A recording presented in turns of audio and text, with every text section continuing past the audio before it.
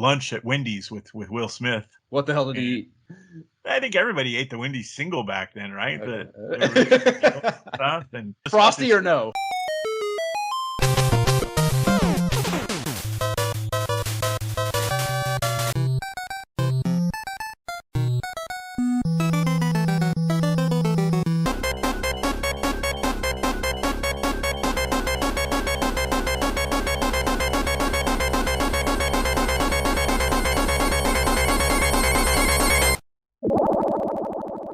This is the Imperial Goes On Our podcast. I am Josh Folan, and this is another Order of Erdrick interview. And this time around, I have Greg Lowder, who was a cohort of another recent interview, Caesar Filori at Nintendo headquarters in the late 80s, early 90s as one of the game counselors. Say hi, Greg. Hey, Josh, how are you doing? Good, man. Good. So yes, thank you for doing this, and let's just rip into it. I unfortunately wasn't able to come up with a real banger like I had for Caesar right at the top, so it's going to be a little bit more of a slow burn getting into it, but I'm sure we'll get somewhere fun soon enough. I had to wait till I got out of the Navy to grow a mullet, so. Oh, well, don't go there yet. We're not that. Let's get there. Let's slowly get there. So starting at Nintendo. So you mentioned to me that you were in the very first training class, correct? I was. Yeah, there were some game counselors before me, but there was no training class, and so this was the first time that they, put together a group of people, and I literally saw the ad in the newspaper, and what were you doing at the time? What were you doing? I had just quit. I was working as the head cook at a Red Robin. Nice. And had been there for a couple of years. Great gig. I was in the Navy Reserve then, also, and this was my first. Did you do 4 years? Did you do active duty somewhere? Or? I didn't. I did 8 years. I spent about a year and a half, 2 years on active because it was during Desert Storm, Desert Shield. But yeah, no, it was an interesting gig, and I went in when I was 17, so you can imagine that shock, and it kind of slaps you around a little bit in a good way. So this was my first office job, and I would put that in quotes, but but yeah, the training class we were literally above the warehouse, and so this was February of '88, and you can imagine they just came off that first big Christmas with the NES, and so below us are all the forklifts, and so it's literally just like bare wood floors. It's like a loft. Like you'd go into an existing warehouse now, and they build that loft. Well, it was kind of built so they could kind of keep expanding it as they needed to. And we're up there, and some days you'd be up there, and the fumes would come up, and you'd just be like, and there was these training, banquet tables laid out with little 13-inch Sonys and NESs, and they would go through and basically say, here you go. And the day I started there was the first time I ever played an NES. Really? Yeah. No shit. I'd played a lot of video games. Okay, yeah, okay. So yeah, arcade or? Well, I'm sorry, I didn't hear what you said. Arcade or? Oh yeah, a lot of arcade. My dad actually worked for Magnavox, and so we had the original Odyssey 1 system in the early 70s, and then late 80s, mid 80s had the Odyssey 2, and then my buddy had an Atari and all that kind of stuff. So I was very, very familiar with video games, but this was the first time I'd ever played an NES. So what was the very first cartridge? Did you get to pop the cartridge down, or did they hand you a controller and then you're going to learn how to play this first? No, it was, I don't think there were enough for all of us. I'd have to think a little hard to think how many were in there, but let's say 10 to 15. And I don't think they had enough cartridges for everybody to be doing the same one. So I think a group started. I'm pretty sure mine was Super Mario. So it was the Super Mario Duck Hunt game. And so that's where I started. Of course, I'd played that a lot already. So that was cool. And then if you remember that, the black book, we had those, the original Player's Guide, yeah. Player's Guide, thank you. With the tabs on the side, yeah. Didn't have one, but man, goddamn, did I want one. at one point, still do actually. They used to get returned with the when people would, because they kind of remanufactured some of the consoles there and stuff, and so the books would get returned sometimes with those. And so at some point, um, we found boxes of those as seconds in the dumpsters, and a couple of those boxes may or may not have made it to my house. So, what I ended up doing was, because they weren't available later on, so when the later training classes go on and I was a lead and I had a team, I would go into my stash and give them to my guys, so everybody had one, because those were before Nintendo Power. Man, those books were done so well. Yeah. Yep. I mean, no, they were cool. And yes, the only, we've certainly talked a million times on the pod about how, just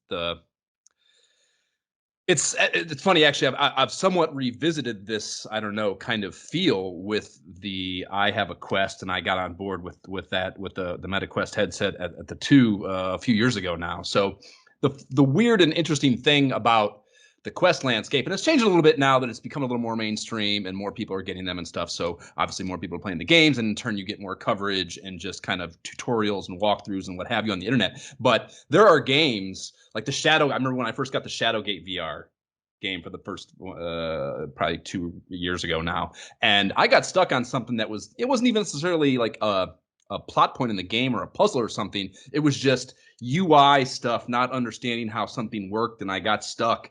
And you go on the internet, and there's no answer.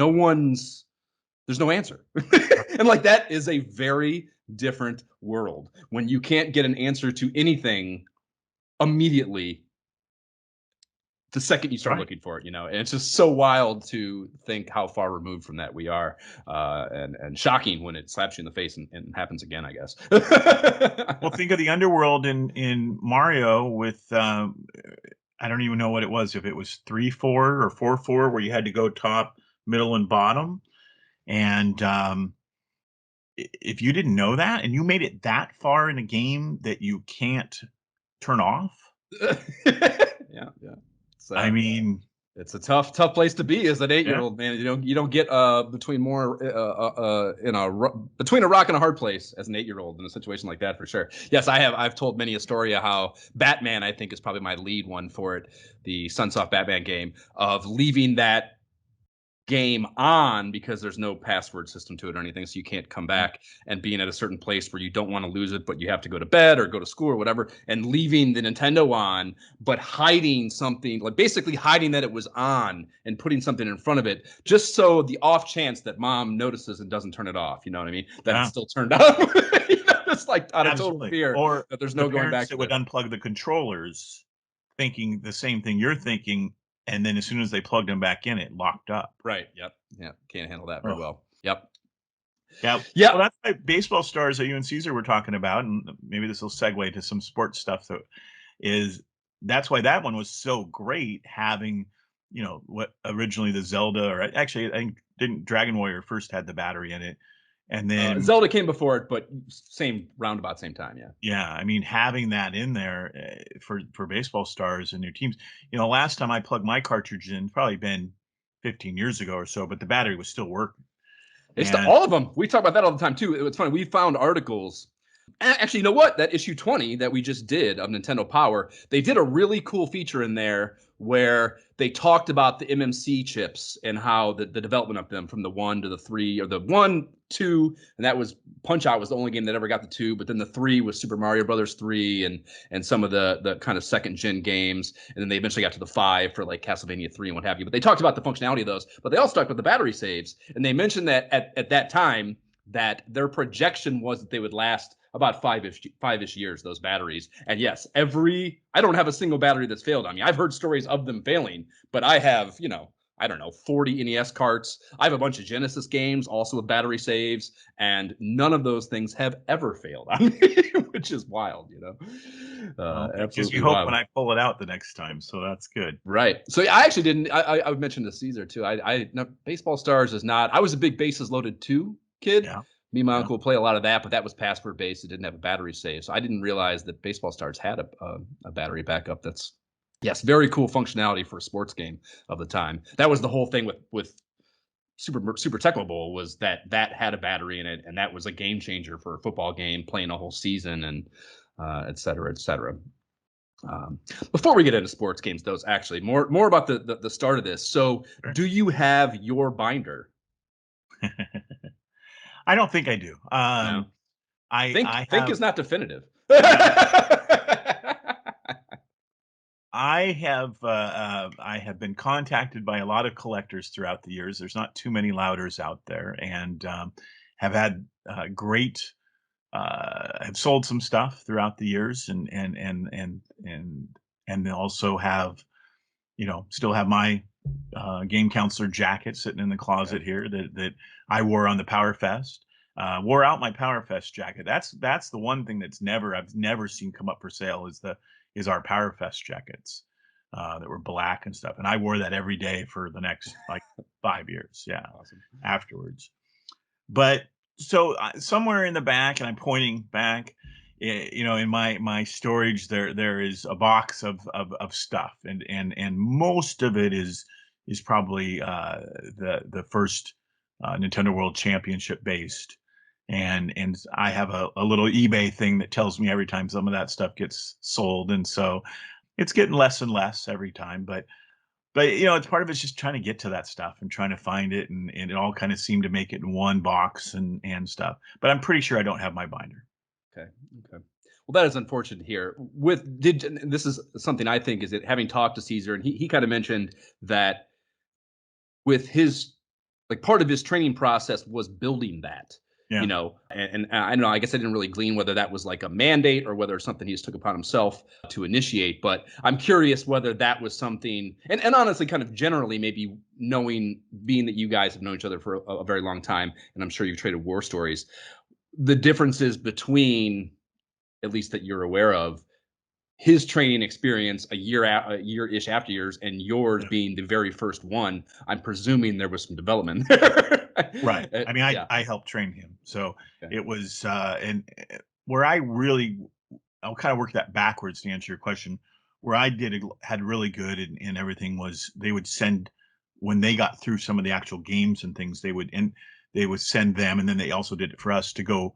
You could kind of plug in and listen to other counselors and monitor what they were doing, and that was really useful. And so you'd spend maybe around the time Caesar did it, probably a week or more, just sitting there and doing that. And then, because you guys kind of got into a little bit is where it started out in the beginning. We would just answer the phones. There was no phone tree. There was nothing. You might go to something initially, but it would just ring through. And then later, when Caesar, they talked about the board that would tell you how many calls we're at. And when Super Mario 3 came out, and you'd have one line just for that. So they would train people just on that so you could make it through Christmas, and then they'd kind of spread out. But in the beginning, it was just everything. And so you'd get some of those really difficult calls. So I think at his point, the building of the binder was part of that training process and graph paper. And he was exceptionally good at it, as he mentioned, and would help out a lot of other people. And then eventually that went on the computer with the Elmo system. And but in the beginning, we had that book, probably some hand done notes that the first round of guys had kind of done, and you might photocopy stuff or some of those. There was some or originally, some that second round, maybe third round of games when you got off of, Excite-a-Bike and all those other ones that just, there was some difficult games in there, and there was always a game that would come out that just wasn't in your or my wheelhouse. You know, it's like I was really good at the sports games. I was really good at the Final Fantasies, Dragon Warrior, Kid Icarus was. Or I always say, is it Icarus or Icarus? I always say it I wrong. would say Icarus. I think. Yeah. Icarus, I think it is. Some of those ones, and you get really good at those as you go along, but then there were other ones where you're just like, okay, my buddy knows how to do this one, so I'm just going to send That's all tough. those calls over there. Yeah. No, yeah, I love, I know it's infinitely more formal than I'm sure it could have ever possibly been, especially in the infant stages. But like, I just love the idea of the, in my head as a kid, maybe I envisioned that, you have this cubicle and in there sits the guy who does that game and he is just the god. And whenever anyone needs him, they go and tap on his cubicle wall and say line, whatever. That's kind of how I always envisioned it. So, again, that's infinitely Well, more there would be structured. times like that because we would get like, I remember I got to play like RoboCop. I was one of the first people to do that one, and there was some of the other games that would fall into that, and then you really wouldn't see the games for like 6 months, and maybe the early copy was one of the game tester ones, or maybe it was a review for Nintendo Power. I happened to sit in a cubicle that had some of the Nintendo Power people on the other side of the cubicles from me, and so all of a sudden I hear this, "Hey, can you play this for me and tell me what you think?" And of course, that would make my week, and people would be very jealous of those and stuff, um, but a lot of times, into the 89, 90, 91 range, games would drop from the licensees, and we wouldn't know they dropped. And there was no big, everything's released on a Tuesday or a Friday or whatever sort of thing like that back then. And we'd be like, "You're playing what?" You know, it'd be like, Yeah.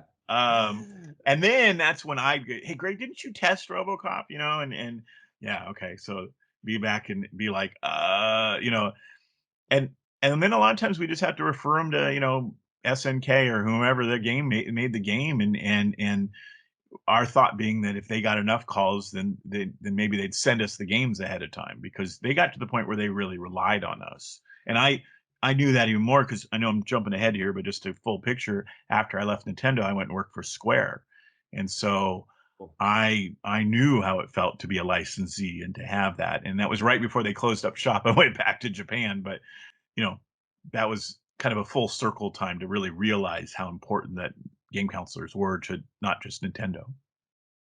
Oh yeah, I'm sure that they, I we'll clock the playing the games. We'll clock in the instruction manuals. Some of them will have their hotlines and stuff. But I just can't imagine that there was any, again, you just don't. There's just no information, no way to find these things out. Kids aren't thinking to look in the manual specifically. I'm sure so much of that stuff got dumped on your plate, your guys' plate. Where it probably should have been much better fielded by the developers themselves. No question. That's not surprising to hear at all. Well, a lot of times when there's a fair amount of games that were just translated, so there wasn't really any American folks. The original Dragon Warrior was that way, and granted, it was ours, but you kind of sat down and there wasn't anybody locally to help. There was people who helped translate it, sometimes badly, uh, but or like Caesar said, you'd get those ones sometimes that weren't finished being translated, and so you'd had to figure that out. But thank goodness you got it for what we were just talking about, because, That's and of a course, it was a privilege. Yeah, I was gonna say it had to be so much because they're also, especially if it's your everyday job and you're literally getting paid to sit there and figure that stuff out, and you can tell even a boss like, we need to know this, and I'm here figuring it out for you. Leave me alone, and then you just go back to play Well, your game to do some degree. remember your phone's also ringing, Right. so that was where it was a very tough, and you're kind of going to two things because your bosses lived and died by how many phone calls you took, and you're being listened to and monitored on those by those, and later I was the person doing that, or partially, and so there is a very difficult balancing act there, to figure those things out. Sometimes you'd get time off the phones, like we're going to talk about a little bit about one of my first projects was the play action football, was to work on that. And I think at one time I added it up, and in my 5 years at Nintendo, I wore about 35 different hats, and not just 1 or 2 day projects. I didn't even count this one, but like when they originally set up the Nintendo Evaluation Center, I got to go over there and help set that up, and sit down and do that. The Nintendo World Championships and all the prep and stuff for that, and traveling around and things. I mean, it was very really cool. I mean, it was fun. W- I remember I won one year. I won a trip up to go ski at Whistler, or no, the first year was Sun Valley. We got to go to Sun Valley and go skiing. And so I met people from all around the rest of the company. And those were people who helped me get all these other jobs through in the next 3 or 4 years. So you learn people, you're like, I didn't even know you worked here. And they go, like, I didn't know you worked here. And it's like, I've just you been know, we were answering the phones. biggest department, but certainly not the most important at all.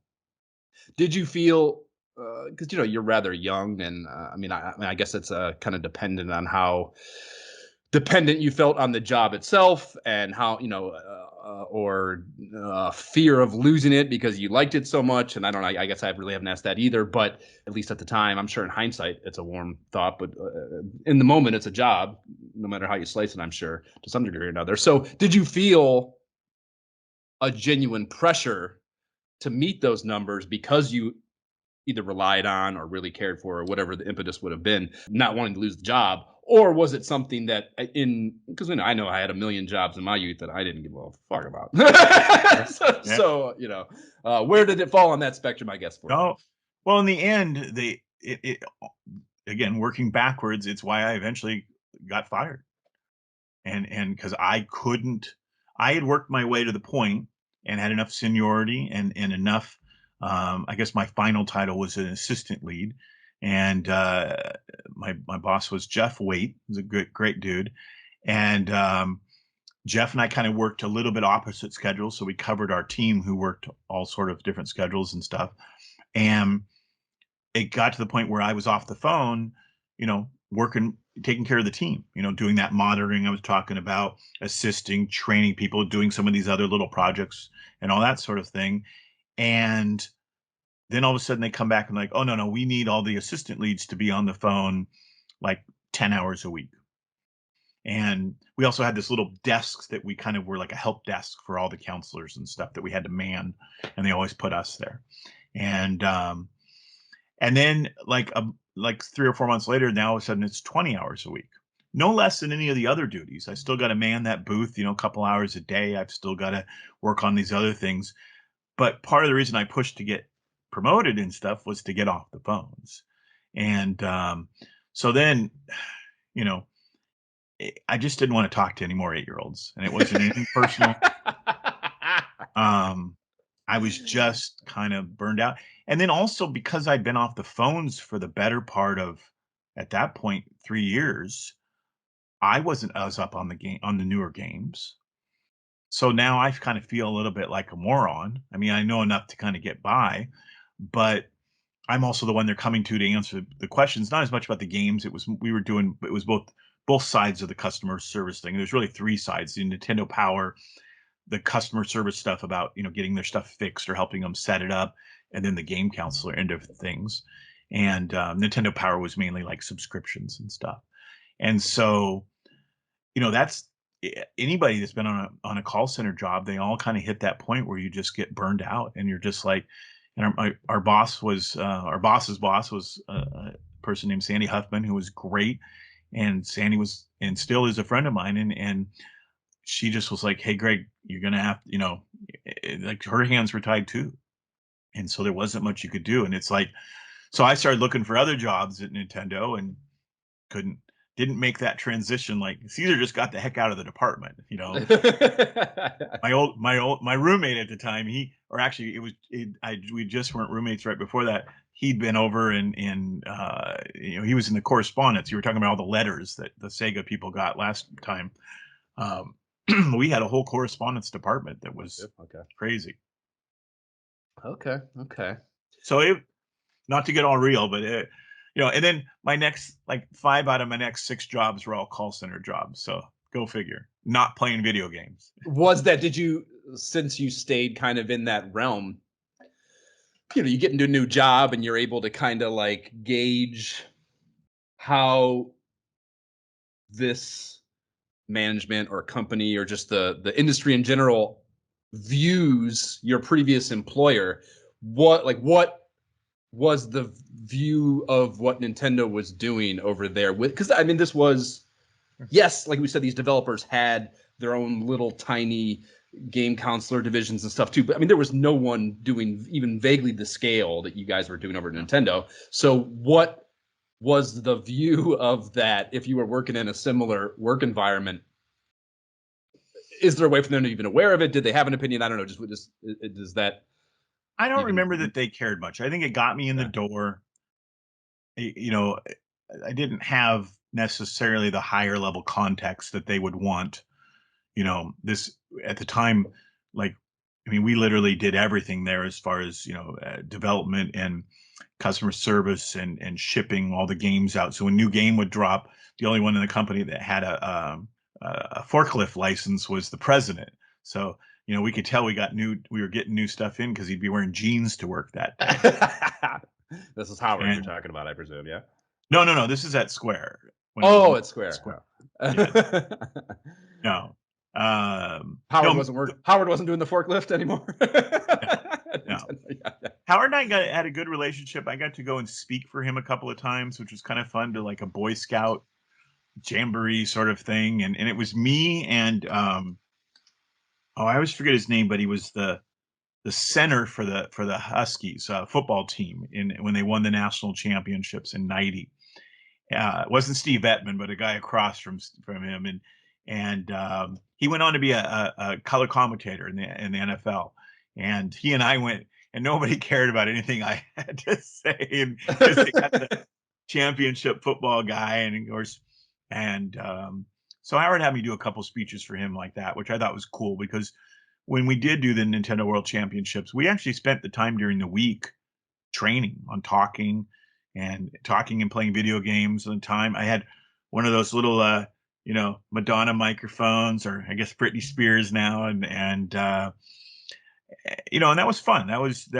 We had the tour was, I'm sure you guys read and said a lot. There's a lot. We could do a whole show on that. Yeah, we'll get there. I got a nice chunk of questions. We'll get there for sure. All right. I have zeroed out. Yeah, I mean, regrets and questions about it. So one last thing about kind of your initial time there, and I know Sure. this is a highly specific thing, and very well the answer may be I don't fucking remember, dude. But can you recall? Was it enough of a either I don't know, disorienting or nervous moment? Do you recall that first moment on the phones at all? Can you like recall that first day and kind of how, maybe not the very first call even, but just the initial vibe of first getting on those phones live and having to talk to 8-year-olds, as you mentioned? Like how did that go for you specifically that first day?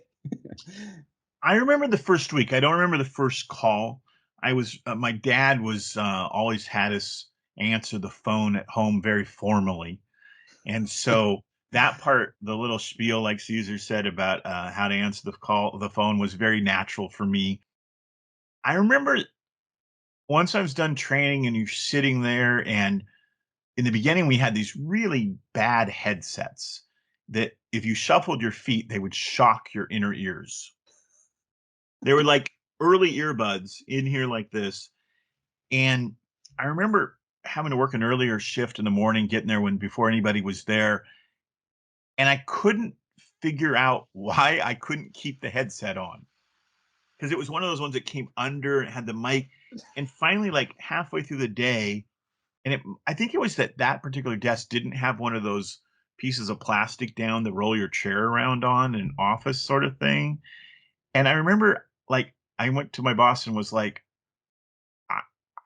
I don't know if I can do this. I said, the phone keeps zapping me. And I remember he said to me, "Oh, we do that to make sure you stay on the phone." I was gonna say, are you sure that was not something they had control over? But he was playing along that way because the same thing had happened to him. And shortly after that, we got new headsets and stuff. But it was literally like you had to learn just like almost to ground yourself and what not to do. And I think, you know, and it was so slow in the mornings. I wish I should have kept this morning shifts. You'd get there really early sometimes, and literally the cord would be long enough that you could crawl down under your cubicle to block out the lights and just be down there with your headset on, and you had it set so it would automatically answer. And then you just sit there and take the calls from under your desk because it's 6 in the morning, right? I mean, it's like, or whatever it was. Is that, yeah? What were the hours for that? They were open eventually 4 a.m. to midnight. And my normal shift once I settled in was 10 to 7, which I really enjoyed. You don't have any traffic coming or going. You could go have lunch at like, 2 o'clock, and so there was no traffic for that. I always loved to leave until they built Cafe Mario later.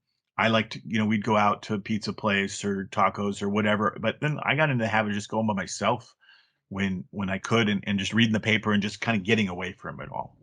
And though in the cafeteria, to keep you there, they had the full stand up, all of the Nintendo video games out there. Regular Mario Brothers, Donkey Kong. I mean, the original ones. R-Type came later. I don't even know when that was. Probably what, 89, 90. Just were those, because those were, I'm sure, the games that you had to again talk to 8-year-olds about incessantly. right. Did those games wear out their welcome? Because they were ones that people didn't, except for Mario. And I don't even know if Super Mario was out there, because I'm sure it was. But because that was such a great, and I won't use the technical term here yet, but whatever it is when they go take it from arcade to home, um, the Mario Brothers was awful. Donkey Kongs weren't that great. You just didn't have the finesse of the buttons unless you were using an advantage to really get those good ones, and to make the jumps and things like that. So nobody really called about them, and we just didn't really play them that much. But in the arcade, of course, I mean, to this day, Donkey Kong, 1, 2, 3, the only thing missing was Galaga because it wasn't a Nintendo game. So fair enough. We should have traded it for somebody. That's a management decision. You got to get higher up on the chain to make those kind of. Okay, so the Nintendo Power Profile. So they started doing these in the 3rd issue of the magazine. That's November, December of '88, just to give you a timestamp on it. And you appeared in issue 6, which is May, June of '89. So about a year after you started working there. Yeah. Was that something that you pursued, or did they just approach you out of the blue for that? And yeah, just kind of talk about your process of coming to that. And Sure. Yeah, no, there was a list somewhere. I know when you talk to Caesar about it and stuff like that, I mean, you certainly could work your way on there. There was a weird thing there about when you actually started working at Nintendo, because they hired everybody temp to permanent, which was kind of the thing before everybody became, temporaries and all this sort of stuff. And, especially being up here with Microsoft, there's been a lot of lawsuits with all that sort of stuff. At Nintendo, I liked the way they did the system because they didn't have to do a lot of the initial hiring. They go through a temp agency, get those bodies in there, because they're not just staffing us, they're staffing the call center for regular, customer service stuff. And you go through a lot of bodies with that stuff. And so they bring you in. I believe I made $5.50 an hour in the beginning. Don't quote me on that though. Well, I guess you are now, but, and then, and so you would be there and you kind of have to prove yourself, and then you'd get hired on as a full-time employee. So what they really went after for the profile, for some reason, was how long you'd been a full-time employee. So, and then they also hired people kind of in waves. So when I get hired on in the first class, there's probably some people that have the same official Nintendo start date as me that didn't come on for 3 or 4 months after me, because they hired everybody on like 6 months in or 7 months in or whatever the case was. And I'm sure it's budget. I didn't know that then, but I'm sure it's all just budget related, because it is. It's you're getting a raise, you're getting benefits, all that sort of stuff. So that kind of started your clock over. So there's a fair amount of people that were at. And then at that point, I didn't have any pull. I had pull later. So that was where it was. It was a good issue. I don't remember who all was in there with me as far as. Do you have the thing in front of you? I don't have the other counselors. No, sorry. It's the TMNT issue. I know that all too well. I think Steve was one of the guys in there with me. He was one of my roommates for a while, and I don't recall the other two right now. But yeah. So basically, somebody in Nintendo Power had a list, and like I said, a lot of the Nintendo Power people used to be game counselors, so they moved over and they just kind of kept the going list there was. And I don't know if they're necessarily qualifications or what, but so no formal I don't think selection so. process of any kind. Okay, so Yeah, you just found out of the blue. You didn't have any yeah. inkling that it I was remember doing the photo shoot. We did ours on site. I'm pretty sure. Matter of fact, I know we did. And then it was in one of the training rooms, and they had a backdrop. And then I still have the proofs for that photo shoot someplace. awesome. That's great. Did And they then choose the best one? Did you get to choose what the picture was? no, Or? the art department did. The Nintendo Power people. Probably Gail Tilden had the last. She was the publisher, or not publisher, but the producer or whatever. She, Okay. Did they do you right, or did they yeah, pick I it? think they did a great job. Okay. And then we filled out a little. It was just a little. I think just a half a piece of paper that you wrote in all those little things, and Yeah, you know, how much thought did you put into immortalizing those determinations in the annals of Nintendo Power? well, remember too, I would have filled mine out, and there'd only been a couple profiles at that point because I'm filling it out a few months ahead of time. Because when they did our shoot, it wasn't just our issue; they probably shot four Okay. issues at once. So I think it had only been in if you said I was in 6 and it Yeah, came so out in there'd only 3, been 3 before that, yeah. 3, 4, yeah. and 5. So I might not have even have seen but one or two of them and stuff. So I just told the truth. And I know later some people got imaginative on it. Matter of fact, we have a little chat board and for counselors, and one of the guys last year, the year before, said that mine was the only one from the early days that they actually believed that I scored that many points on 1943, and I'm like, it's like I'm not gonna lie, because if it was totally not true, they would call you on it, and everything. But there was some guys. I mean, like I know Dean O'Connor wrote something funny, but his was actually true because he was and is phenomenal. I haven't talked to him in years, but I was out on the tour with him and for a little bit, and he was a great player. And I have a good story about him playing WrestleMania against Randy Savage. On the tour? Yeah. Okay, word. We'll get there. We'll All get right. there. Okay, so on that, so you mentioned just going through those hobbies and stuff. You mentioned flying, and that's a rather vague hobby. And I believe we had some fun with the ambiguity of that when we were doing issue 6. Flying in what way? No, Just to I'd clarify. taken pilot lessons, and Okay. I think right before then I had gone in a glider, and Okay. so it was nothing I ever finished or anything like that.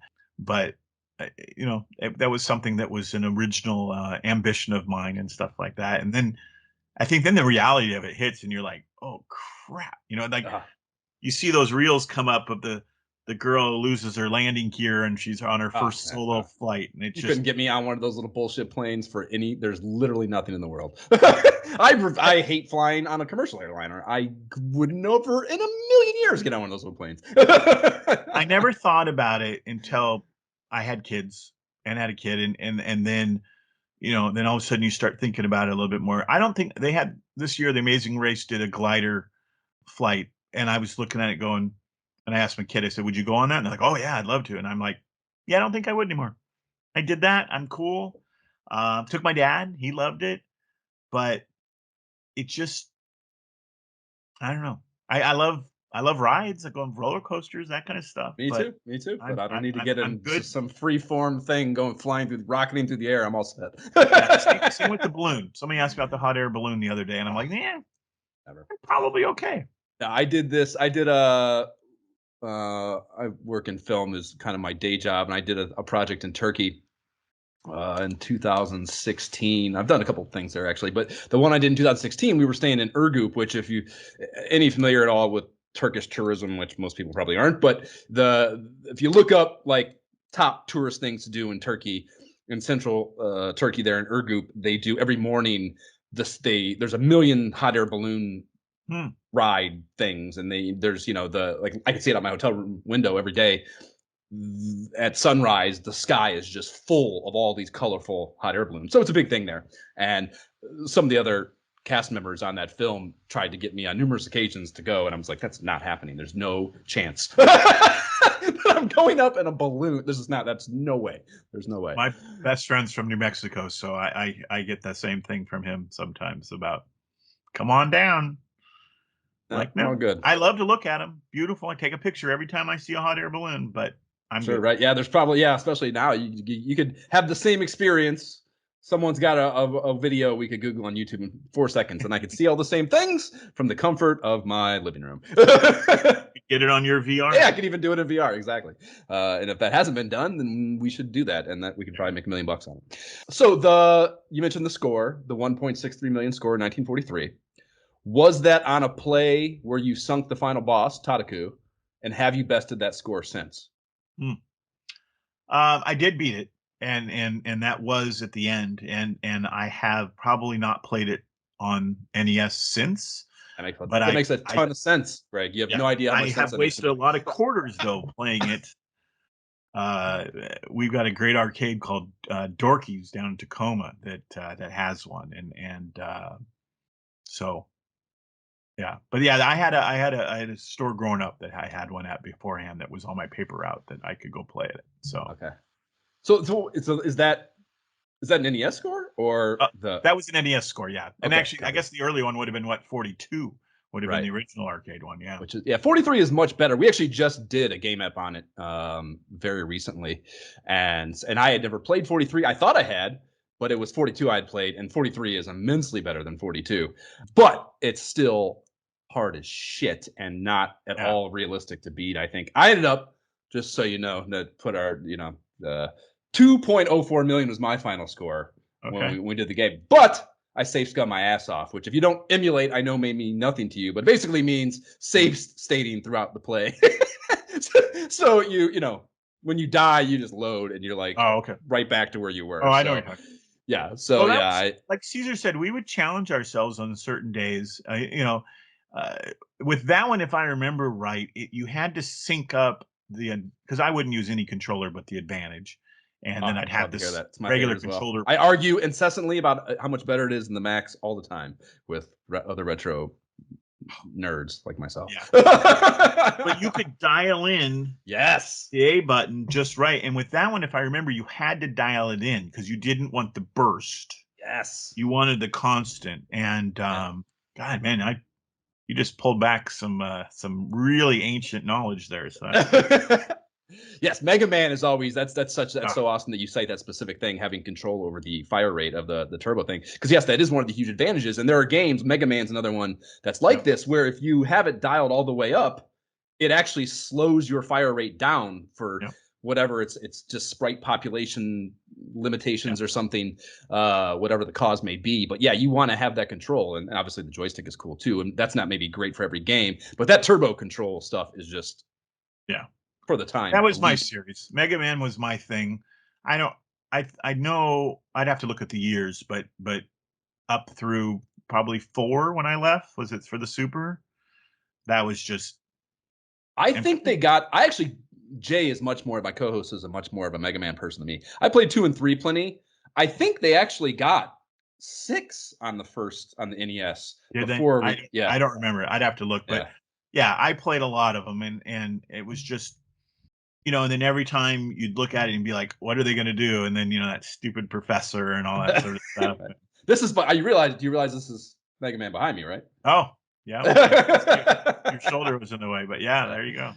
Yeah, I did that just for you. Because Mega Man 2 is the one you cited. That was you've listened to the interview, so you know this, but I thought that was funny that you two are best friends and you had 2 and he had 3. I thought that was a funny little through line in your guys' relationship. Hey, we've been through some stuff. We actually managed one of Caesar's bands at one time. Okay. And so we managed a pop band, his band. He's an incredible guitar player in grunge Seattle, 1991. So you name a grunge a club in Seattle, and I think their claim to fame is, I always get it wrong, but I think they opened for the band that opened for the band that opened for Mudhoney.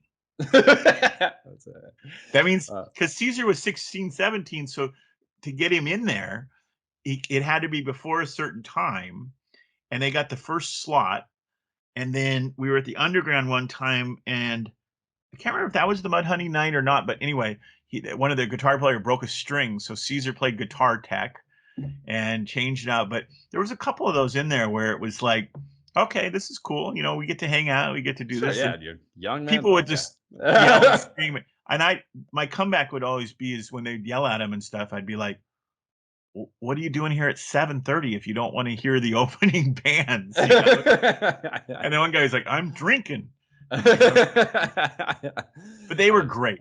We loved them and loved the grunge stuff too. But it was really music from another era, and it was a lot of fun, and just look back very fondly. And And I mean, he's actually re-recorded most of that's those. ground zero of that, Yeah. that Oh, dude, genre. So it was fun.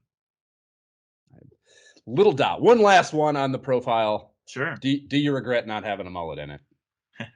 I was still in the Navy. So I had to have the close haircut. But when I got out in '93, so right after Nintendo, I let it grow for Yeah. a while. And for me, it goes all curly. Okay. And I did the same thing in COVID. I didn't get a haircut for 6 months, and I let my kids shave my head. I And shaved my head in COVID too. I couldn't get a haircut here either. well, the then 12-year-old or 13-year-old loved doing it. And then I saw my hair guy, and he was like, "Okay, I'm gonna cut your hair for free. Just come in, please." Yeah, that's the worst part about shaving your head is it's not the initial shave.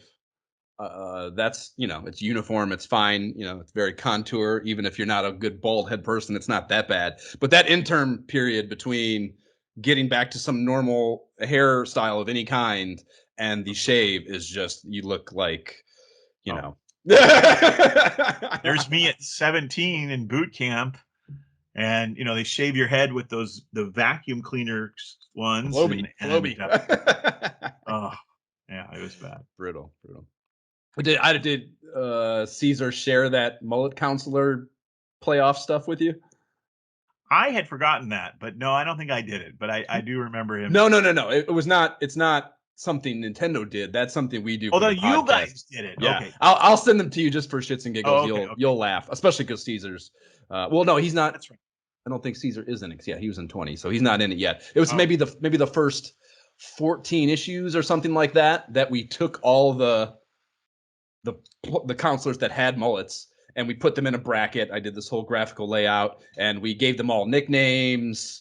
Dane the Diode Emerson is the one I remember most notably, and just have a ton of fun with it, and yeah, kind of analyze what the mullets are. So yeah, it's well, if you know for those guys, you'll enjoy it. if you get to Jane's issue, you'll see who I'm talking about. If it looks like a mullet, go ahead and do it, and she will love it.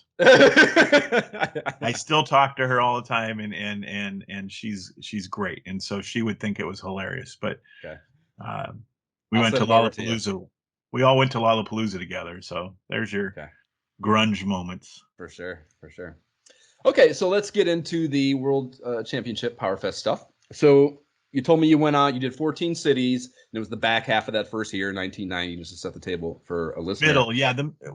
We kind of had it divided up into 4 legs, I think, and I did the second leg. Oh, okay. So I'd have to so look it, so it was what, like it was 56 cities then? You're saying? I believe so, yeah. Jesus Christ.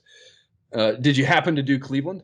I did Cleveland. No, I did not. Okay. And the reason we ended up driving to Cleveland to return the vans, because at one point, so my first, let's see if I can remember. My first one was Jersey in Javits, and that was crazy fun. Stayed in Times Square, and then I did Connecticut, Hartford, which was really cool. And then we did the same arena the Whalers played in, which is under a mall in Hartford, Connecticut, of all places. And you then were we doing venues that large for these? Yeah, mainly basketball arenas is what we Wow. mainly use. I would not have guessed that. Wow. Wow. Yeah. Okay. And then we drove from Hartford to Cleveland and all the way across Pennsylvania, and we had 3 Worst drive in the country. That's the worst drive in the country.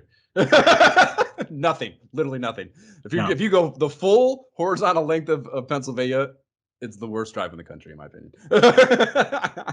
Well, and one of the guys who drove it before told us that they re-aimed the the water spout or to wash your windows on the vans. So we were leading, and we could shoot it and hit water on the vans behind us. That's funny. At least you had an activity then Yeah, to I get think you we through had it. our radios so we could talk, and then no phones, of course. And then we made a couple of stops, and there was like 6 of us, and it was I don't know why the Nintendo employees had to do it, but we did.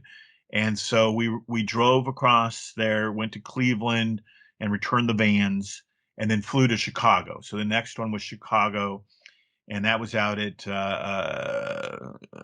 Rosenberg, or anyway, there's a convention center by O'Hare, Okay. Rosen something like that. And then I believe either Houston or Oklahoma City was after that. I can't remember. Oh, it was Houston, and then Oklahoma City, and then Houston. We did the convention center, which is huge, and then Oklahoma City we did the fairgrounds, which was weird but kind of fun, and then Phoenix, and that was fun. We were at the convention center in Phoenix. And I actually was just down there this summer. I literally parked right by the Hyatt Regency where we stayed because my dad lives down there. And then I think we took a break. Oh no, we came home from Phoenix and did Seattle and Portland. Seattle, we did the Kingdom, only half the Kingdom. Portland was the convention center or the fairgrounds or something like that. And then we took a break. They took maybe the month of, I don't even know, sometime in the summer. I think they were waiting for the kids maybe to go back to school or something like that. They took some time off. You have to look at the schedule for sure. And then I went back out and did Jersey, was out at the what was then called the Brendanburg Arena, which was the basketball arena at Meadowlands. And that was where the story was that the new guys came out that were going to replace us, and we had Randy Savage from Wrestle WWF, then WOWE, come out and get up on stage and play. And a terrible game too. That's a terrible game. The WrestleMania. Yeah.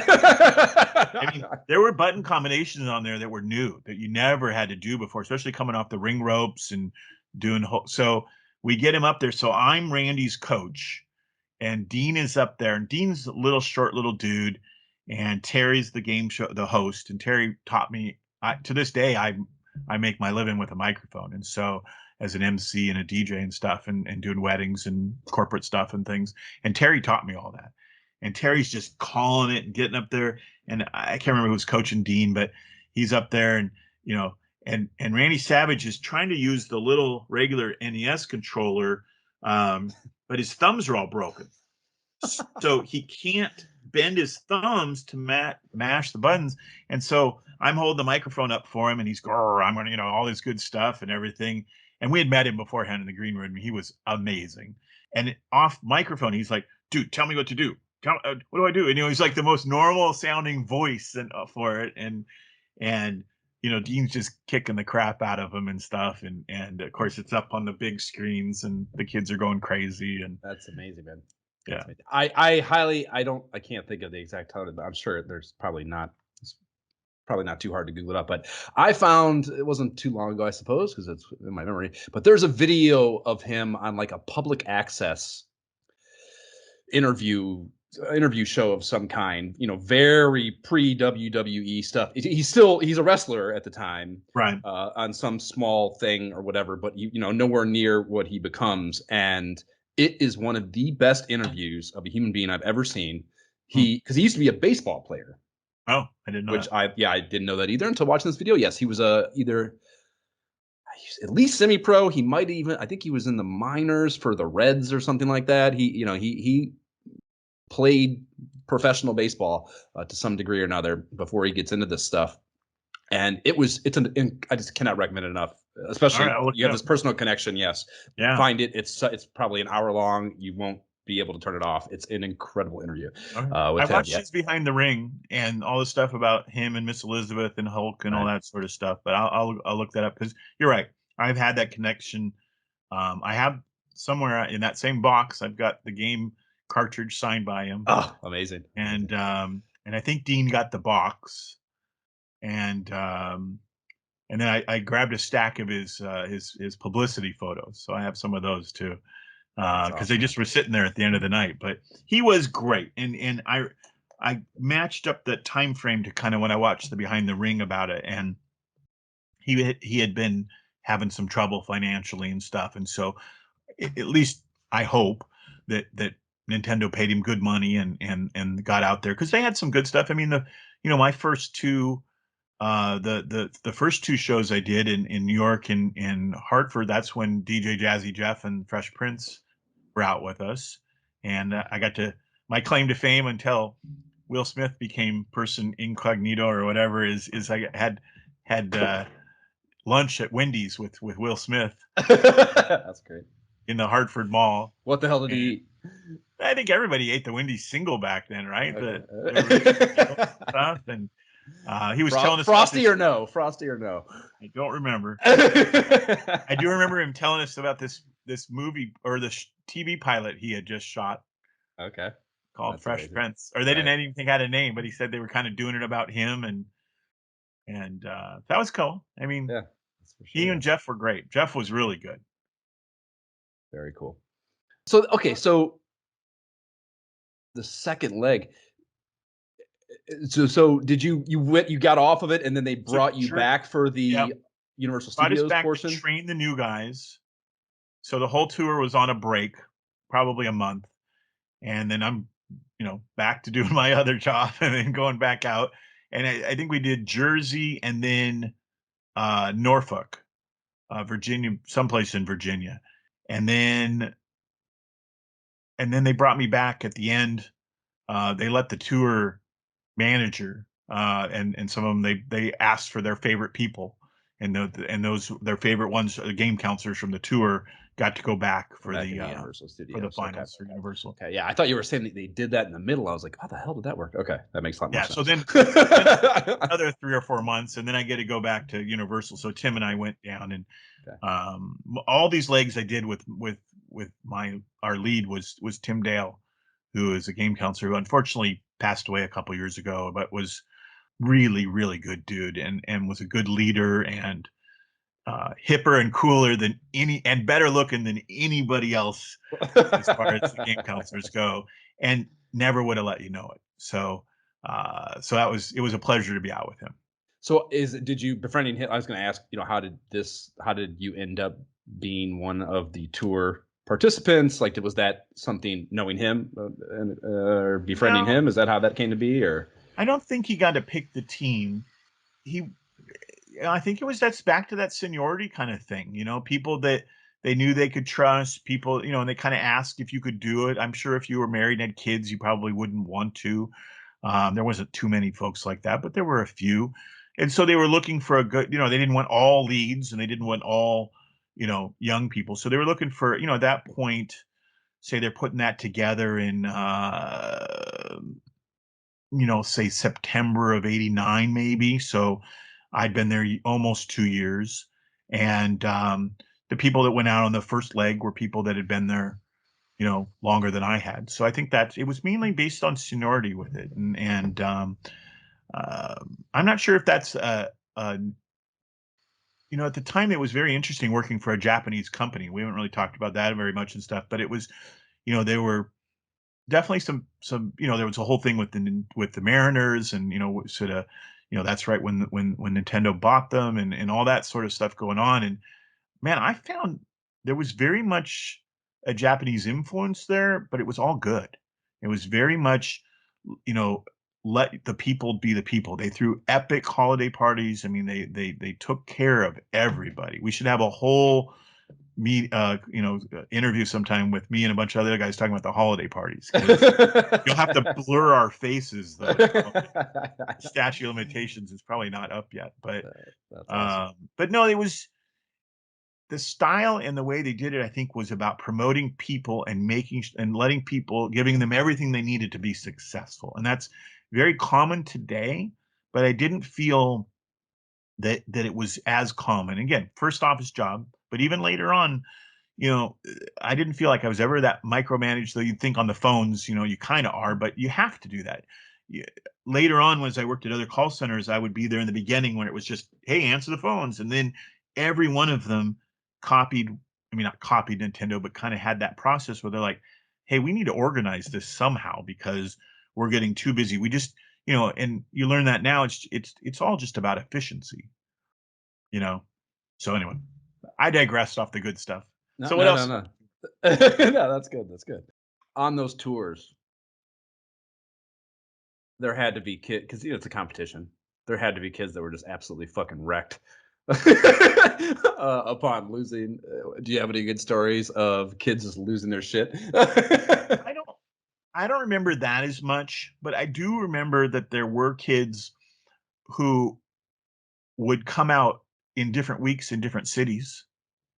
Really? Like I made friends with them, and I didn't have it, but there's stories going around that there were some single moms who made some friends with some people on the crew and stuff that wasn't me, but there was a couple families. There was one family in particular It's from just roadie, Texas. Nintendo roadie families. That's incredible. Well, so sometime during the summer, the kid's off school, and it's like, it's not that big a deal to go from Houston. If if they're taking the top 3 in 3 age groups and you get 5th, you're like, "Hey, I can get a little better at this, and if I go to Phoenix and or maybe there's not as much competition in Oklahoma City."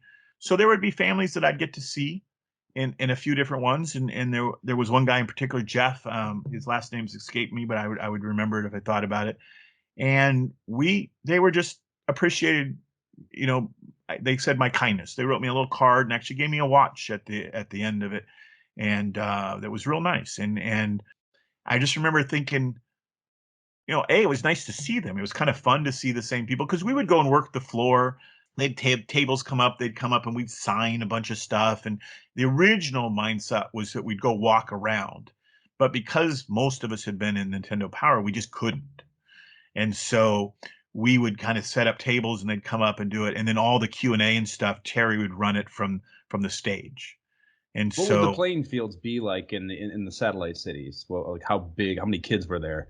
Or like, they didn't have to all be kids, I suppose. There were some different age groups, yeah, like you said. Like how many Mid participants? In Midwest was bigger than New York and uh I forgot we did Minneapolis. That was another one of the towns we did and stuff. But I remember Minneapolis, we were in St. Paul, and you know, the, there was I'd have to look up and see what the numbers were and stuff, but by the time Sunday rolled around, then we had it pretty much down because originally it was a 4-day show, and then they when they got rid of the Magic Act, they lowered it to a 3-day show, and that was I got to see the last 2 legs of that, and then, they just weren't selling the tickets on the Thursday, so it was down to Friday, Saturday, and then finals on Sunday. So they had it down where, they'd have, I don't even know, 50 people maybe of each one or the qualifiers, but I don't think the qualifiers, now that I think about it, they all got those white painter hats with the blue writing on them. And I think if you hit a certain number, and I think we adjusted that number as the weeks went on. So if all of a sudden Sunday, because you can't play until midnight on Sunday, right? We got to load out and get out of there. And so they'd be like, okay, this time, what used to be the threshold was 20,000 points total. Now it's going to be 25. So I'm pretty sure they adjusted that as we went through and did it. And because it was never written down what you had to get to until you arrived at that show. So that by the time we got to Oakland, I remember some of the guys going to Oakland, and I didn't do that one, but I remember seeing it in the paper or somebody sent it to me. Or I read about it, and I'm like, there's a lot more people there. And matter of fact, somebody was selling their thing on eBay like last year, where they had a lot of those articles on them. And I remember, I think it was on a PDF and I could read it. And I remember reading like, oh, that's a lot of people. And part of it was the same, they release the same PR thing every week that they kind of send out and people are excited about it. But it just seemed to get momentum as the year went on. Sure. And, cars, it probably got more coverage in Nintendo Power, you know, that sort of stuff can really create some good stuff. And For sure. I think they probably learned how to promote it too. Because in the beginning, they weren't getting the numbers that they thought. Yeah, there's I harbor a tremendous amount of envy because I didn't. mean, I had a subscription. I started with the Super Mario 3 issue, which I want to say is 9 or 11, something like that. And it was right around when those were starting, I think. And I was too oblivious and didn't realize that you guys were doing. I grew up about a half hour west of Cleveland, and I didn't realize that was happening until long after the fact. And yes, I just can't even begin to tell you how, even today, 30 plus years removed, how upsetting I find it that I didn't go the 30 minutes to go participate in that. Where did they do it in Cleveland? Do you remember? I don't know, but I would guess probably the IX. It's like a convention center on right by the airport is where I would have guessed they would have done it. The only other pop. Yeah, I mean, I don't have it here, but I'll look it up when we're done. Okay. But they, where'd you grow up in Cleveland? Outside of Cleveland? Oberlin, which is people have heard of the college. There's a little tiny town there too. So yeah, it's Lorain County, about 30 minutes west of. Definitely could have made it happen drive wise. My parents bothered. That would have been a bigger impediment. My goddamn parents taking the time to do it, but would have been great. Would have been great for sure. I was there in '95 in maybe not your town, but somewhere in that same ballpark. One of my buddies lived in, and we went out, and I went to the last Monday night football game at the old Cleveland Memorial, and then went to the first playoff game with the Indians and the Red Sox that year. Okay. And that was the Mariners' first year making playoffs. That was happening back here, and I. The Mariners and the Tribe at the time that was a pretty big rivalry to some degree or another, because the Indians were hot for sure. Well, we had some of the players. Omar came over to you guys for a while there, and he's always will be special to Seattle. If we had a ring of honor for the Mariners, he would be in it for sure. Yeah, fantastic shortstop. Yeah, he was great. Yeah. Okay, so this Universal Studios Finals event. Yeah. Wow. How much? I mean, it may not even be measurable, but to talk a little bit about the difference in scope between that and the other events. Maybe. Yeah, I mean, first of all, Universal really took care of us. I had a pass that I could go anywhere that there wasn't a red light going on in any of the sound studios, and then it also gave me half price at the commissary. So. You got to go. And we stayed at the. Remember, I went back. I took my kid to Universal a couple of years ago before COVID, and we stayed at the same hotel. And then when we were there, Tim and I were there. Lisa Hartman was there, was one of our leads, and a few other people. And we rode the elevator with John Travolta, and we got out, and Lisa looks back and goes, "You're John Travolta." Was he involved with the event, or just happened to be randomly in the hotel elevator for some reason? But it was good. I mean, they really took care of us. They threw parties, and we got to go along because all the participants. So it wasn't just me, but it was there. And then they really set it up the same. Terry did a really good job of doing that. There are some videotapes out there of it. I don't think I've seen one for a long time. I think one was made up on YouTube at some point. Yeah, I'm pretty sure I've watched one of the. I think it was Universal Studios. They sent that out to everybody afterwards, along with the game packs and all the lore that goes with those. And presume you didn't cop one of those.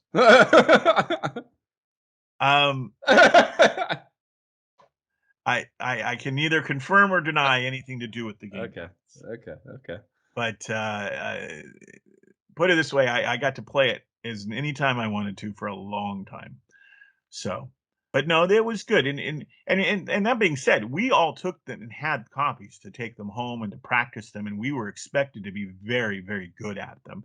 And no one asked for them back ever. So I'm more joking than anything, but I do not have currently anyone. But it's at one point I did have a couple of them. So it's but the gold ones are cool. I remember watching those get made. They were all handmade at the desk next to mine, across from mine. Oh man, that's cool. And they did, was that were they prefabbed as gold, or was there some kind of? They were Zelda cartridges. Oh, okay. Or Link, or whatever the gold ones were. Zelda, right? Okay. Yes. Both of them. They did gold versions of both of those. I think they were just Zelda then. I mean, you're talking 90. So, right. And then the Adventure Link was out by then too. It took them till right around Christmas, I think, to finally get it out. But those they probably actually were because that was when because of the chip shortage. If I am Yeah. doing the timeline right in my mind, Adventure of Link was delayed significantly because of that chip shortage, and it made it out around Christmas time of I think that was actually '89. So yeah, the odds are higher that they were Link cartridges. In all honesty, that's Probably. obvious. That's I obviously that's was what came to my mind first. And significant. so, yeah, they were literally just those chips that I think they actually had those ones manufactured. They weren't just burned, but and then of course on the tour we had, the other 100 of the regular ones. And but I mean that was a hard game, and especially, until some of those guys got some of those really good strategies. Nobody really, everybody just kind of played it straightforward, had a different way of doing it until I can't remember the guy who's the original champion that sells his autograph all the time. I don't know that offhand either. Yeah, Troy or whatever. He was a nice kid. He was really good. But he came up with the, stacking everything up, going for the, it's just math. I mean, when you really think about playing Tetris, it's just math and doing that sort of stuff. But it was cool, and it was fun. I could still picture that strange car they gave away sitting on the parking lot at the Universal Hilton, I think it was. And it was like this little tiny, car that they gave away, and the kids getting those, and a lot of publicity stuff. And so it was fun to see. And so a lot of those people I got to know, and those kids who qualified, got to come back, at the end and compete, and it was really exciting. It was fun. And then I believe we did that on a Saturday, and then Was Troy the kid who ended up winning? Was he from one of the cities that you did? no, I don't think No. he was. Okay. I don't recall what he was from. Um, but I don't think he was. And so it was good. And also too, once they won, you didn't necessarily see a lot of those guys again, though a couple of them did come back and practice and stuff like that. And so I think that's why, maybe some of the ending ones, Oakland or whatever the ones were toward the last few months and stuff. But um they did a really good job. I mean, it was done like a rock and roll show. It was there was 18 wheelers. The guy who just was the tour manager, had just come off doing the band Boston's tour the year before. I mean, these were roadies. These were guys, and they knew everything about every city. They knew where to get your laundry done by the pound. They knew how to get free movies on your the box, on the TV back in the day. Um, so it was a lot of fun, and it was one of those great things you look back on, and we knew it was special at the time. That's so cool, man. You, I think you mentioned in the email that you got to do the at least film. I don't know if it made it to the final cut or not, but that you got to film as one of the people that were doing the arcade stuff in the movie. Yeah, in the Wizard. Right. So Sorry, yeah, I said the yeah, wizard. when they're playing, I talked about it. I was interviewed for the 30th Blu-ray for the Wizard. Okay. So they interviewed me for the Blu-ray on it, and in there they talked about it, which was nice because a lot of them are like, "Hey, it looks good," and all this stuff. And they're like, one of the highlights was interviewing the game counselor, because you remember the game counselor in there. He's kind of like you were describing. They're throwing stuff all over the place. It's like he's trying to find it. I guess he'd be the opposite of what you said, because this was not the subject matter expert. Sure. And so yeah, so I got to film, and I think I did the Double Dragon stuff. I think that's what I did. And so filming that was literally like a giant video recorder, but it shot it on film. So it was very interesting to do that, because there was no, they're using film as you're shooting, so it's a giant machine and stuff like that. So um, anyway, it was fun. Not my best game. Maybe I did the Mega Man for that one. I talked about in the interview. I don't recall right now, but it was fun. And so they passed it around, and they're like, "Oh, you're good at this game, so you play that." And I think, we probably did it all day, and then they just took that back and used whatever they needed to, because when you look at it, what they're playing is one of those VS machines, and So that's anybody, the play choices. Is that like the? yeah, I think that, Is yeah, that right? Yeah. yeah. And so it wasn't always the arcade one that was in those sort of things, but I think if you look close enough, you could tell that it wasn't an arcade machine, but Okay. that's all right. That's cool. And I'm assuming they did that was part of they just shot that one of the days during the event, right? That was that, or was that a totally separate deal? No, that was back in the office. They did Oh, that okay. in our setups in the office, and Okay. then plugged it in with the bad hello cables. Okay. Because they used footage from the actual event in the movie, right? Or is that no? That's totally staged. No. Wow. Yeah. Okay. I assumed that whole deal was they just used the fact that the thing was happening at the time. Yeah. Oh, I guess. Well, yeah. Duh. That's before the Wizard came out before that. Jesus Christ. Yeah. No, that's Obviously. okay. They're used to. When I watched it again before I got interviewed for that thing, and watched it with my kid and stuff like that, I thought it was, tone the movie down about half for really the whole movie. But if you tone down that the production stuff at the end, there wasn't the big entrance. That it was already a cool theater because it was the old Star Trek theater. I think now it's the Minion Theater, and so it was already kind of set up for that. And all, not people coming in, but kind of having people right there and having kind of an exciting sort of show and stuff like that. So they did a good job, and I should look it up and watch the video again because it's been a long time. With the movie, I actually had never seen. I didn't watch the movie as a kid, which is wild because I was a huge Wonder Years fan. I love Fred Savage, but I just for whatever reason didn't have access to it, didn't see it, never got around to it once I was old enough to source my own shit. And yeah, it was a long standing thing on the pod with Jay, my co-host, that I had not seen that film. It was a huge problem from him, so I just watched it for the first time a few years ago. I actually enjoyed it. It was a fun movie. So we did some of the final gameplay. We did when they stop at that arcade in there. We do it when they go to the arcade in Reno with the girl. That's all us, the game counselors, playing. There's probably, I'd say, at least 4 different of us playing in there. And no, I actually paused it this last time, and there was no acknowledgement of us at the end. But there are a couple Nintendo people shouted out on there. I don't remember who. Probably Howard and Gail and all the big ones, big wigs. Little guy always gets fucked, Greg. Yeah. Especially in entertainment, I'll tell you right now. Okay, so let's get into this NES Play Action Football thing. In your words, I guess, just to set the table for the listener, I have a vague idea, but describe what your role on that was, just so they can hear it before we start asking questions about it. I, again, one of these kind of secondary jobs they asked me to do, and of course, any time off the phone is a good time, and they knew I was a sports fan. I actually ran our Nintendo. I just thought about this. This is probably why I got the gig. I ran our football pool sheets. Okay. And so you literally every week you circle who's going to win. You put in $1, you give it to me, and then whoever gets the most wins and the closest score after Monday night wins the pot. And we do no better qualified person than the resident gambling guru. I almost got fired over it, actually.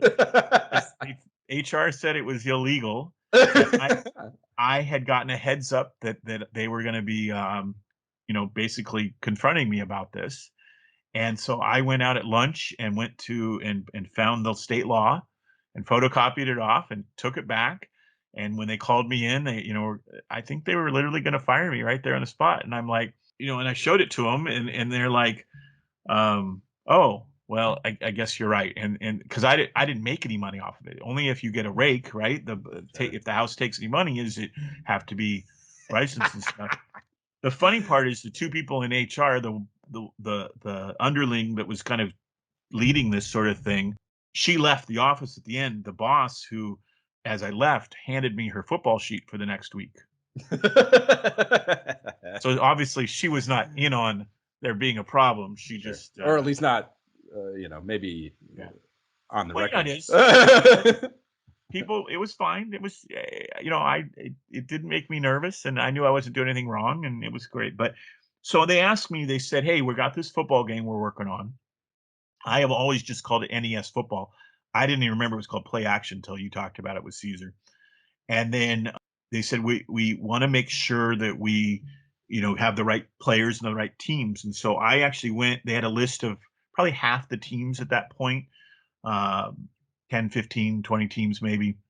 NFL was probably about 28 teams then. Correct. And they said, hey, if you can call them and get their the press book that they always give out. And at the time, I was a Mariners season ticket holder, so they used to send season ticket holders the baseball same book, so I knew exactly what they were talking about. And so I called up. Media guide, I believe, is the formal term for it. The what? The media guide, I believe. Media guide. That's it. Yeah. Thank you. I was trying. So I called up every team. This is in the off season, and was like, "Hey, and I had a little spiel that we had agreed on about what we were looking for, and essentially, and I don't mean this to sound racist or anything like that, but they didn't want to have the wrong color person on the game, and so and there had just been, I think, another game, and I don't even remember who did it or what it was, that had some issues with that, where the person was supposed to be an African American person, and he was a white person. Yeah, the fucking football game on the Quest, the NFL Pro Era is what it's called. Players in that are the wrong color, which is crazy. Like Madden is much bigger. That's because this MetaQuest is kind of the wild West to some degree. So the company that's doing that football game is nowhere near the scale of EA or anything. So it's not nearly as surprising. But yes, I'm sure back then that was probably a huge fucking problem. Right. Well, and especially because you're only going to get about 6 colors of 6 pixels worth of a face, and dude, I'm like I said, I'm playing it right now. I actually made a note in just recently. There's a tight end on the Broncos that is a very, very specific, just like his head design. Basically, it's more detailed and individualized for those headshots than I ever would have remembered or assumed to give expected credit to. Like Joe Montana in particular, like he's like movie starred up. He looks, his jawline and his little facial shit there's a lot of detail in those headshots, much more so than you would expect. Certainly more than the Tecmo Bowl, Super Tecmo Bowl headshots. There's only like a handful, a half dozen or 8 or 10 or something different ones that they just use for different players. So again, just infinitely more detail in that game for this particular thing than most games of that era. And this was before all the Players Association had licensing. I'm a baseball and football card guy, so I kind of was familiar with that a little bit. And so I think you pretty much just had to get and that was the question. A lot of the teams were like, "Well, what are you doing?" And how do you do this? And but I remember reading later that this was part of the collective bargaining stuff. I didn't think about that dynamic because I was going to ask, like, to me, it's insane from Nintendo's perspective that part of the negotiation with the players union. I fully understand the difference between the players and the players union and the NFL license itself. That's why you have like the NFL game that LJN did is just the NFL license, not the players. RBI baseball is just the players, not the teams. You have that a lot with these games where they didn't want to spend the money for both, I guess. I'm familiar with the differences there. It's just kind of mind-blowing to me that part of sitting down and negotiating that with the players union wouldn't have included them having to provide this detailed information for Nintendo as part of the licensing fee. It's crazy. I don't think the players union was particularly organized in this aspect of things yet. And I think if we go and lined it up to the different NFL strikes, I believe 88 was one of the years for 87 was the one. 87, the big one where they really lost a bunch of games and shit. That was the big one. Right. And then free agency, like the interim had, I know way too much about this. I'm a sicko with the NFL, dude. Yeah, there was that interim period where they did the Plan B free agency before the full-on free agency started in 92, basically. So there was that like a 5-year period, I guess, interim period where the way players could move freely between teams was possible, but still a little goofy. And then in 92, Reggie White was the big landmark change of this, where he signed that big deal where he just did whatever the hell he wanted to do. All came off the USFL stuff. Right. So I don't believe when I was calling them that the Players Association had any sort of say in this sort of thing. I believe the NFL at this time was doing the licensing for both. I don't know this. Don't quote me on this directly, but I didn't, because you're right. It would have been more natural for me to call the Players Association, talk to one of them people, and be like, "Hey, we got it all." But right at this point, at least through our license through the NFL, and I never saw it or read it or saw any of that, but this was how we went about this. And so Crazy. Okay. and Nintendo bootstrapped a lot of stuff like this, though. I mean, if you think about what I was saying about, the licensee games earlier, where they wouldn't even send them to us, they were so, they'd get them in from Japan and be so itching to get them out on the streets, they wouldn't, send them to us and things like that. So sometimes we went out and bought them, not very often, but occasionally, or people would buy them individually and do like that. So they weren't afraid to just put some old fashioned, phone calls into it, and then I started getting these books, and then I made a list, and pretty sure I probably did it by hand, and I don't think we would have had Excel yet, and so went through and kind of made it out, and then I think I ended up doing 12. There's 8 teams, right? Right. Yeah. So you mentioned that they had handed you a semi pre-selected, paring down of Yeah. the 28 total. Were you given any explanation for why teams would have been omitted, or? I mean, I guess the 8 select. I think I can. Like, I'm playing through a playoff, so I can do it from memory. They're bigger cities basically. It's New York, That's L.A., Washington, Chicago, Miami, Denver, Houston. Houston. Yes, and then what's the other? What's the last one? Whatever the case, these are larger cities, so I'm guessing that was the determinant. Really, it's just okay. Yeah. I remember I did Seattle, and we pushed really hard. Oh, San Francisco's the other one you're thinking of. Yeah. Uh, and we pushed really hard for Seattle. And and geographically, you notice that just is perfect geographic. I mean, that Miami would have been the only Florida or Southern really, except for Atlanta at that point. And I believe the Falcons were still awful.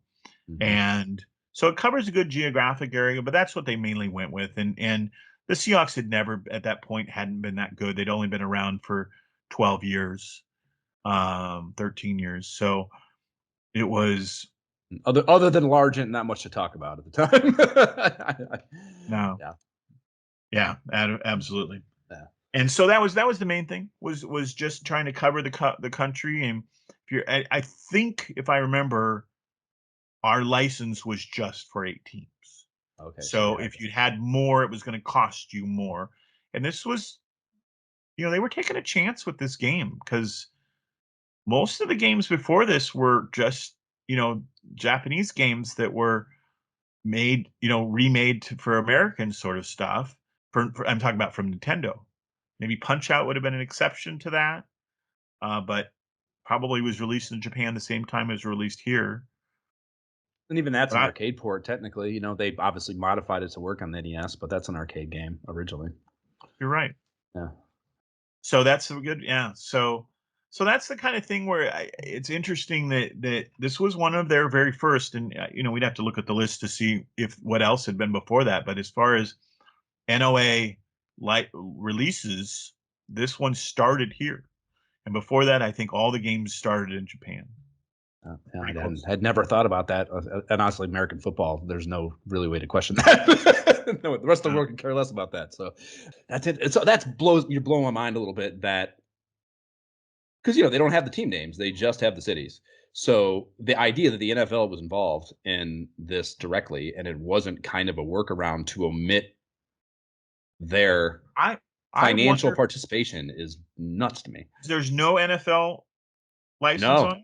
Nope. So Yeah, there's okay, so maybe there's no light. There's not on the game, and then the team names. It's just okay. Washington and San Francisco, and they have So obviously they're colored to kind of to look like the NFL team, but there's no mention of the team name anywhere. okay, So my so presumption was always that I'm getting this mixed up a little bit, and I'll tell you why. I think when I was working on it originally, we didn't know what licenses we would have. Okay. So I think my calling of the teams was more on the down low. And Oh, that's great. Okay. do they have real player names? Yes, for So sure. we And had likenesses too. Like I said, the headshots so, are plenty recognizable. so we had the early license from the NFL Players Association, but they didn't have anybody backing up, which is why the low man on the totem pole, they have me call around to get those things. And I bet if you look at the pictures, if you get a media guide from back then, from like the 89 season, or 88 season, I bet you'll find those pictures are exactly the same as what you're doing on there. They just scanned them in. Damn close. So I've read this. So, who knows what, the recounting of history, you were there. So obviously just tell me your perspective. But I've read that because they're the 1990 rosters. And I believe when it had a 2-page spread, and I don't know what issue it would have been, like 17 or 16, something like that. Because there was a problem with this game coming out too. It was delayed a full year, I think, at one point before it actually got out. But when they finally released it and it got its Nintendo Power feature, that was actually like, it's out now. Here's some information about the game. It mentions how the rosters are current through like April 1990 or something like that. But like you said, you started working on this in 88. So were you involved with, do you recall like having to do this work more than once basically to update this shit? So I started working on 89, I think, maybe late 88. Okay. I'd have to look it up. And yeah, that would make sense. It make sense there. But yeah, no, I do remember getting a few of them. Okay. And where I remember it is, like, I can see 2 of the Dolphins media guides, so they must be following years from my desk. Okay. So at some point, somebody else took it over. They had a team for it, but I did that initial run and maybe just had my notes, and so I made the calls again, and then they did it like that. But I don't remember writing down the updated rosters. Okay. But back then, it'd be interesting to know where you get those ones as of April, because now we can all just look them up online or whatever. But when it's the off season, right, they wouldn't have been. Yeah, exactly. How would you have gotten any sort of current? And like, yeah, the draft is in April, so maybe that's, so you get like the draft picks on there. Right. Well, it's relatively easy to do. Yeah, I don't know. Anything pre-internet. I produce is primarily what I do, and there's just a million. I just can't fathom having to do the things that I do on a day-to-day basis pre-internet without, like, again, those immediate answers available to you, logistics and just all these things. I just can't fathom having to find any information prior to the internet for professional purposes. It just blows my mind. So I just can't even imagine how daunting even the simplest of tasks might have felt. Trying to source info like that and reliable info in particular, where you feel like this needs to be accurate, right. It was probably quite the daunting undertaking. Well, later, my roommate, Jeff, who's probably one who gave me this project, he produced all of the Ken Griffey Jr. baseball games. And so it was the same sort of thing. And those has all of the MLB license. Sure. And not the players, though the players are made to the same, same thing. And then Griffey, of course, is in there and right. Stuff like that. But same thing. It's like, well, yeah, there's like I said, there's a lot of that where anytime they only had one license, they always just did the thing that represents the other thing. It's just not, they slightly tweaked it. Well, when you get to that episode or that issue, let me know, because I'm the second baseman for the Florida Marlins. Nice. There's a lot. Well, the simple fact that the Florida Marlins exist shows you how far we are away from that, considering we just did the January 91 issue. Exactly. But that was the nice thing about having a roommate doing that. So he put you in the game. Sure. The other one they put me in, if you look through the instruction book for the Adventures of Link, there is a creature one of the enemies. Okay. A Lowder, yeah. Oh, that's you. That's amazing. Okay. So I made the Zelda wiki. I'm in there. My kid texted me the other day and said, What wiki are you in for Zelda? And I had to send him a link to it. I guess they were talking to friends. It's fantastic that has social currency with the kids today, though. That's such a cool thing, because you wouldn't think a game from that long ago would. Well, if you read the description of it, I do think that they named it after me as an insult, because it's a slimy creature that crawls around the caves or something. And I'm like, I'll take it. Thank you. Yeah. What's the point of doing anything with a friend or a coworker who's semi a friend, whatever the actual relationship was, if it's not going to be shit talking and some sort of chiding? What's the point of even getting out of bed? I agree 100%. I had one of those. Washington used to have these bright yellow when you had a vanity plate, and the plate was bright yellow with green writing, and my license plate was my last name. And so, whether they just saw it and thought it was cool and just used it, or they did it on purpose, I don't know who did it, but because they're just translating it from the Japanese. And so fun either way. It was great. It was pretty fun. I should have gotten a t-shirt. Say again? I should have gotten a t-shirt printed up. Oh, you should have. You still can. They're super easy to get printed up. The one last question about the NES shit. I'm a massive Bills fan. Was there any chance of the Bills being in the game at all? No. None. Yeah, small market team. I wouldn't. Once you said that was the idea, I was like, oh, okay, that's why. Yeah. Yeah. Good teams though back then. For sure. That's kind of why it's always, before I really thought through the whole thing, the reasonings possible for it that are kind of just more practical than that. That was always the thing that was weird to me. It's like, they were so good then. Like, why, but well, the crap you would get, because I believe it's done after the Giants, right? The New York team is the Giants. Right. And so I remember people calling up and complaining that it wasn't the Jets. And I would just that's great. I would just not say the Jets have been terrible for 30 years. What do you mean? I would let them come to that own conclusion, because it happened enough times and people would send them to calls to me, and and it wouldn't be their main complaint, but it'd be like something in that, and so I'd be saying it, and I wouldn't say anything. And then they'd start making those excuses that Jets fans always make. And then they basically just talk themselves out of it. That's great. Yeah. You said there was a period where you're off the phones and you're thinking you're getting yourself out of that, and then they kind of plop you back down in the call center, and you actually had a moment where you're formally getting escorted out, Sure. Bill Murray Scrooge style, just give me that quick story, I guess, and we'll get the hell out of here. No, it's Sandy and I had been talking a lot, and so it was something I know, and one of the things that is notorious for Nintendo is what they called Hell Week, which is that week after Christmas, and basically Nintendo would give you unlimited overtime. If you worked it, everybody got double time already.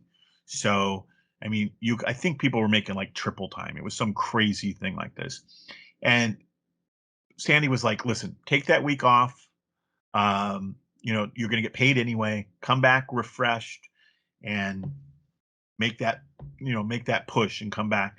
And then, and literally they're just looking at the end of the day. Are you hitting your 10 or 20 hours, whatever it is I had to do then? And I would try and I would try and I would try. And I just, part of it is I had all these other things going on, people asking me questions. You had all these other responsibilities. And so, it just kind of was one of those things where it was a foregone conclusion, never held it against her. It was just kind of one of those things that came up. And then, so I guess it was more of a slow fizzle.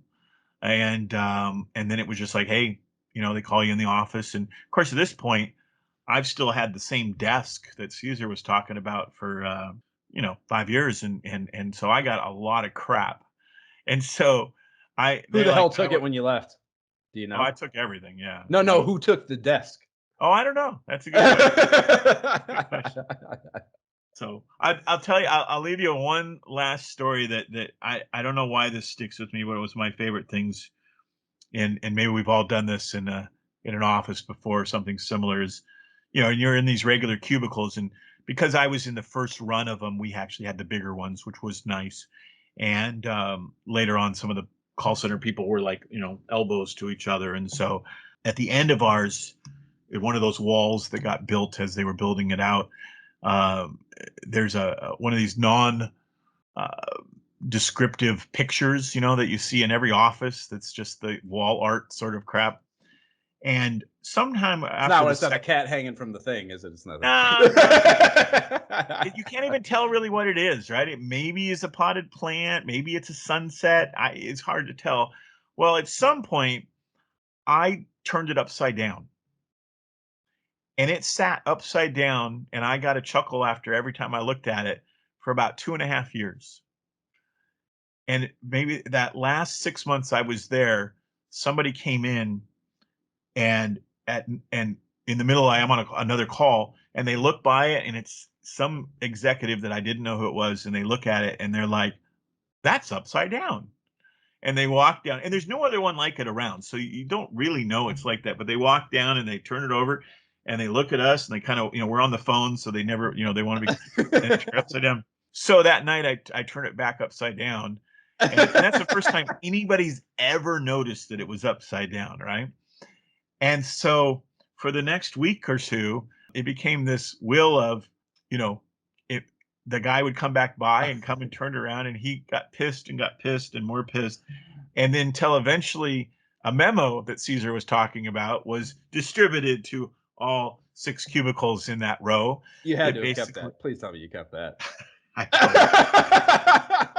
I would have gleefully thrown away, but Caesar probably has it. Basically, told us that we basically would be fired if they found this turned upside down again, and it's dated and hand signed, not even photocopied, hand signed, not only by this dude and but by like our boss, and not Sandy, but like her boss. And so I'm like, so do you think your boss knew it was you? um I don't know if it ever made it to Sandy, because I don't think it was like one of those sort of things. This guy probably only knew Rob, who was her boss, and probably just went right to that level. So Okay. did the 6 people in the cubicles, including my direct supervisor, know? Oh, hell yeah. Yeah. Because Okay. it was great. And I worked till 7. Well, every call center I ever worked in, I like working that later shift because they're all gone at 5 or 4, right? So we're all kind of just there doing our own thing. That's why so much baseball stars got played. And and one thing that Caesar said this, and I guess I'll leave you one more other thing is you have to understand the complexity of playing your game, whatever it may be, especially some of these early games that wouldn't pause, and answering a question about a completely different game. And yeah, like Caesar said, 75% of your questions you've gotten before, but you'd get those ones, and you'd be right at that stuck point, and you'd be like, you have to get the game. It's like somebody at the front door when you're playing at home, and you're like, ugh, and then you got to come over here and look up the answer to this. Thank God when the computer came out, or God forbid you got to flip through and find it. But and again, this is first world problems, and even above I was that. say, I think Greg, but you don't. The amount of good fortune of a place to be in life at that age is to have that being your problem at work. It's right. Just fucking. No, I'm not nothing. I'm just saying it was one of those things that made it for interesting sort of thing. If that was the only angst I had in my life, it was great. But no, I do 100% appreciate it. I mean, it got to the, I remember one time, when we were kind of getting to be a bigger company, I saw Mr. Arakawa, who was, the president of Nintendo America. I'm a wedding DJ, and I saw him at a wedding venue that he was a member of the golf club there, and I'm loading in my gear, and he's got his golf clubs. He's putting in his Miata, his red Miata, and he looks at me and he goes, "Hi, Greg." And to have that, I've been there a couple years at that point. I've been in a dozen meetings with him at this point, but to have, the boss know who you were in a big company at this point, there were probably 6, 7, 800 people in Nintendo America, was something I never forgot.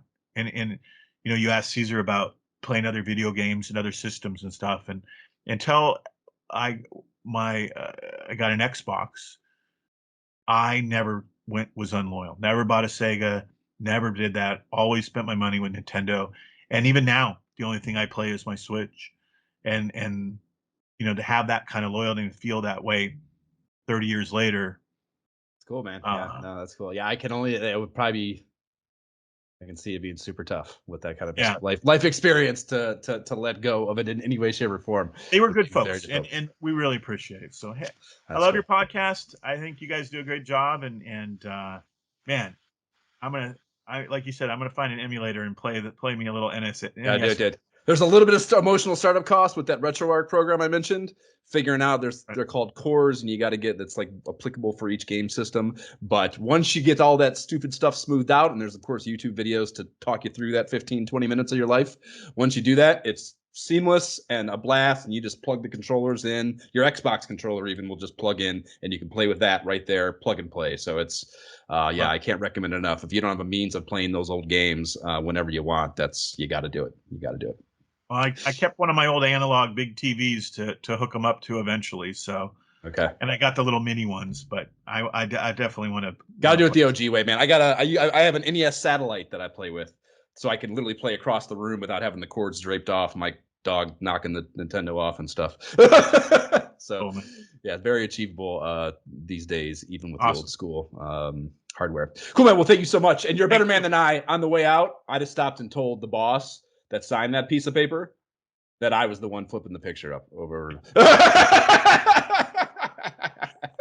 Well, there was to put it in his office at some point, but we didn't. So again, upside down, of course. Better man than I. I'm petty like that, just for the fun of it. Not even this actual, negativity. Just it's fun to do that kind of stuff. Keep in touch. Right. Absolutely. Take care, Greg. Thank you so much, man.